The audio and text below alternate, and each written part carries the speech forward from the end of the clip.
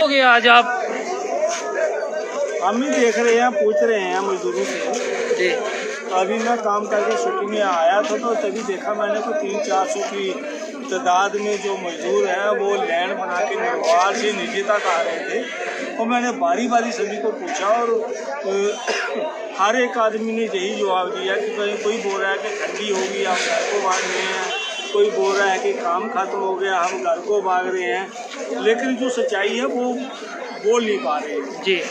सच्चाई तो ये है कि कश्मीर में जैसे मारा गया मजदूरों को, उसी डर से मजदूर सारे पलायन कर रहे हैं वहाँ से जी। लेकिन उनको सुविधा ही कोई नहीं दे रही। वो सभी बोल रहे हैं कि 1000 रुपया किराया दे के आ रहा है, कोई 1500 रुपया किराया दे के आ रहा है। सरकार तो दावे बहुत कर रही है और मीडिया बहुत प्रचार कर रहा है इसका। और जो बड़ा मीडिया है, सोशल मीडिया तो इनके हक में बोल रहा है, लेकिन बड़ा मीडिया जो है वो इनके हक में नहीं है।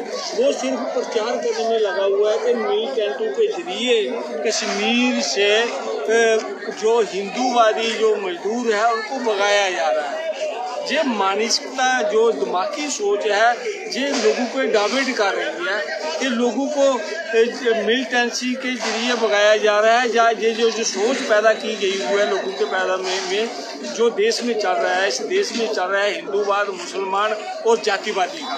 पूरे देश में ये जो पिछले 5 से प्रचार हो रहा है, ये देश को तोड़ने की जो साजिश है वो देश के अंदर ही है, बाहर ही नहीं है। जो बाहर का काम कर रहा है वो बॉर्डर पे है, जो वो आर्मी लगी हुई है, जो फील्ड में है वो पुलिस लगी हुई है। उसके अलावा जितनी भी CBI है, CID है और जितनी एजेंसी है वो सारी काम कर रही है। लेकिन उसके बावजूद भी जहाँ पर लोगों को बांटने की बात की जा रही है, हमने माना है कि 2-3 जो हमारे मजदूर हैं उनको मारा गया है, उसकी हम निंदा के जो काबिल हर आदमी को उसको शेयर कर रहे हैं। लेकिन जो मजदूर मारे गए हैं, क्या सरकार ने मजदूरों की सेफ्टी के लिए कोई ऐसा प्लान बनाया हुआ है? जितनी भी सरकार रही है, चाहे सरकार कांग्रेस की रही है चाहे BJP की रही है, क्या इन लोगों के मजदूरों की पॉलिसी बनाई हुई है? क्या मजदूरों को कोई सेफ्टी है? मजदूरों की मजदूर काम करने के लिए, अपने परिवार पालने के लिए कहीं भी जा सकता है, देश में जा सकता है। हमारे देश के लोग बाहर की कंट्रियों में गए हुए हैं, काम कर रहे हैं। ऐसा थोड़ी होता है कि जो देश से बाहर जाके दूसरी कंट्री में काम करेगा तो उन लोगों को मार दिया जाएगा। क्या इंडिया में ही ऐसा हो रहा है कि कश्मीर में काम करने जाएंगे हमारे मजदूर को उनको मार दिया जाएगा? ये ऐसा नहीं हो सकता है। ये सिर्फ दिमागी सोच पैदा की गई है इन राजनीति जो पार्टियां हैं इनके जरिए पैदा की गई हुई है। ये स्टंट जारी किया हुआ है। आने वाली इलेक्शन हो रही है, इलेक्शन के जरिए बहुत सारी स्टेटों में इन लोगों को प्रचार करने के लिए कोई मुद्दा नहीं है, इसलिए अब मजदूरों को मारकर मजदूरों के मुद्दे लेकर ये फील्ड में जाएंगे और अपनी इलेक्शन जीतेंगे। हमारे मजदूरों के हम सरकार से कहते हैं और कहते भी आए हैं कि मजदूरों के लिए सेफ्टी एक्ट होना चाहिए, पॉलिसी होनी चाहिए। जो मजदूर कहीं भी काम कर रहा है उसको सरकार की नज़र में होना चाहिए कि कोई मजदूर बिहार से आया है वो कश्मीर में काम कर रहा है, उसके पास रजिस्टर होना चाहिए। अगर उसको कुछ भी होना चाहिए, उसके परिवार को कुछ मिलना चाहिए। जैसे ही आप लोगों के जरिए हमने पहले बताया था कि हमारे 3 मजदूर जो है एक ही मल्ले डिग्याने के, वो 3 लोग जो पेंटर का काम करने के लिए पहलगाम में गए हुए थे उनको मार दिया गया या उनको मारा गया और उन पर जो यही कह दिए कि उनको सिगरेट पी लिया, उन्होंने वो थिनर पी लिया, उसके लिए उनकी मौत होगी। ये थोड़ी हो सकता है कि एक ही मल्ले के 3 लोग जो गए हैं, जो 20-25 साल में पेंटर का काम कर रहे हैं और उनको थिनर पीने से वो मर जाते हैं, जब सिगरेट पीने से मर जाते हैं। शुरुआत तो तभी हो चुकी थी मजदूरों की, तब हमने आवाज़ उठाई। ना कोई शिवसेना वाला सामने आया, ना RSS वाला सामने आया, ना ही पॉलिटिकल लीडर जो BJP वाला है वो सामने आया। उन 3 लोगों के घरों में आज तक कोई बड़ा लीडर नहीं आया। इन लोगों के पास बहुत सारी स्कीमें होती हैं, बहुत सारा ऐसा सिस्टम है जिसके जरिए मजदूरों की कर सकते हैं, मदद कर सकते हैं। जैसे जिसका इनका कंस्ट्रक्शन बिल्डिंग बोर्ड का जो है उनके पास हज़ारों करोड़ों रुपए के तादाद में पैसा है।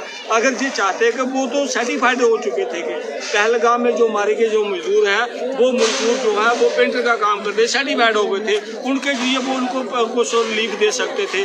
जैसे ये जो मजदूर मारे जा रहे हैं ये भी सर्टिफाइड हो गए, ये मजदूर हैं, एक गोलगप्पे वाले को मार दिया जाता है। ये क्या हो रहा है देश में? ये जो मनुष्य का जो दिमागी सोच है इसको सोच को ठीक करना पड़ेगा। उग्रवाद तब ठीक नहीं होगा जब तक इस देश में ये बंटवारे वाली राजनीति नहीं होगी, लोगों की सोच कन्वर्ट करने वाली और लोगों को बदलने वाली दिमागी सोच, हिंदुवाद की सोच, मुसलमान की सोच ये ठीक नहीं होगी तब तक इस देश में मिलिटेंसी खत्म नहीं होगी। हमको अपनी सोच को बदलना पड़ेगा और भाईचारे से रहना पड़ेगा, तब तक ये हमारे मजदूर जो लोग हैं ये ऐसे ही कीड़े मकोड़ों की तरह मारे जाएंगे। इनकी कोई सुरक्षा गारंटी नहीं है। सरकार को पॉलिसी लानी चाहिए, सरकार को ऐसी पॉलिसी बनानी चाहिए किसी भी मजदूर को कोई खरोच भी आएगी तो सरकार की जिम्मेदारी है मजदूर को उसके परिवार की रखवाली करनी।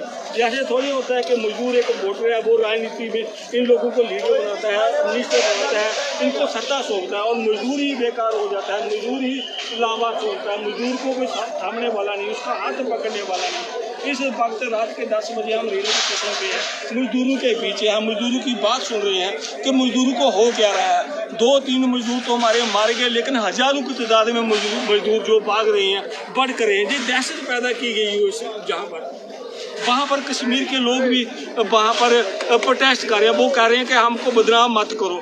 बदनाम कर कौन रहा है? इसके लिए इनको लोगों को सोचना पड़ेगा, समझना पड़ेगा और तहकीकात करनी पड़ेगी कौन लोग हैं जो इन मजदूरों को भड़का रहे हैं। हर तरफ से मजदूर को मार बज रही है। जो किसान मार रहा है वो मजदूर मार रहा है, जो फौजी मार रहा है मजदूर का बेटा मार रहा है, जो पुलिस मार रहा है मजदूर का बेटा मार रहा है। इन लोगों का क्या जा रहा है? जो भी मार रहा है मजदूर का ही नुकसान हो रहा है और किसी का नुकसान नहीं हो रहा है।